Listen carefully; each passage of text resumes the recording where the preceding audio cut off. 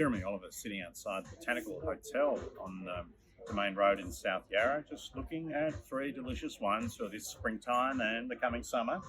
And the third of them in this little bracket is another Shaw and Smith wine. It's the M3 Chardonnay from 2022 in the Adelaide Hills. Now, 2022 was very late, very cool season, and the crop sadly was unbelievably small. So this will sell out super quick. So if you like the area, get in fast, because it's just going to disappear. Hardly anything made. It's in this glass here, and this glass is different from the others I've been using in this little series. This is a glass designed for Chardonnay and Pinot Noir. So if you're really into your Chardonnay, you want to get the most of it. It's not a grape that has a lot of aroma, so a bigger glass like this, that's sort of a lot more volume, with nice thin glass, fine glass, really accentuates what is in the wine and helps lift up the fruit and the oak that have helped give this wine its character. So that's why we're using this glass. And you can see when you look at the colour, because it's been aged in oak casks, it's a bit of oxygen gets through the staves of the barrel. So the colour is advanced from green into a straw, almost a hint of yellow beginning to appear in the colour, which is perfectly normal in this kind of wine at this age. So a bit more depth of colour, a bit more yellow.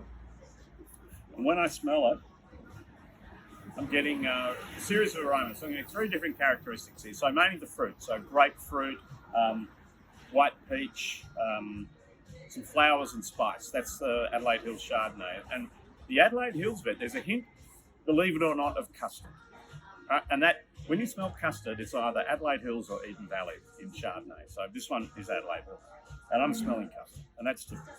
And the oak, so the small oak barrels that the wine is matured in and fermented in even, help give the wine a little bit of vanilla, a little bit of nuttiness, and a hint of smokiness. So that's what's going on here, quite a lot. So in wine speak, complex.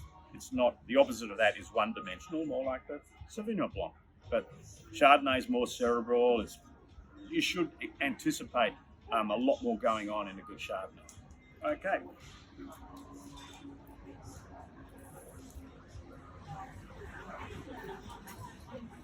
Wow. So, problem with too many Australian Chardonnays these days is they don't have any fruit flavour. Massive problem.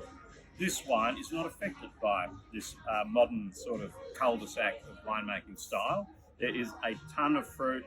It's sort of citrus, melon, peach. Really lovely mouthfeel. It's round in the centre of your mouth where it should be as a Chardonnay. It's got some creaminess. It's still very youthful, and it tapers together at the finish with a lot of acidity.